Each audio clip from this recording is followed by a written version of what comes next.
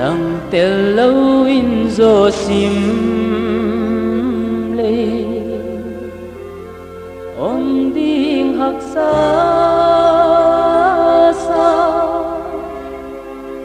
wal phak lâu na in ngai nang to mong bang khôi lâu khát tăng min ra nông yal chiang sul khát tăng ka et chiang na mel mui ô ngày nang Tellou In Zaw mui khoa ding loa sa vang qua lại qua lên ngâm lô lông voal ngày pe nuôi chiang lên lâu rong dễ dùng manin phát tăng in cả ngày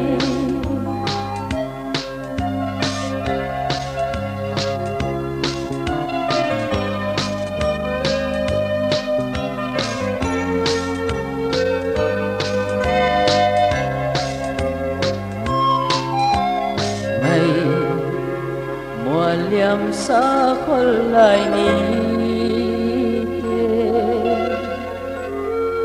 lung in gel vo sing dang en lo khol lai ni lo bang tul din pang lua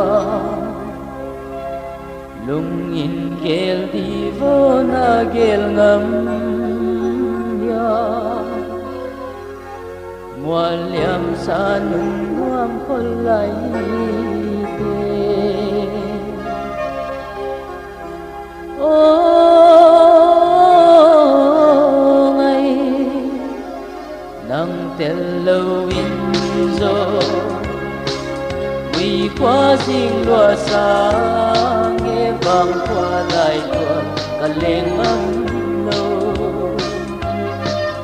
lom voal ngày te nuôi chiang lên lâu rong dễ dùng manin khát tăng cả ngày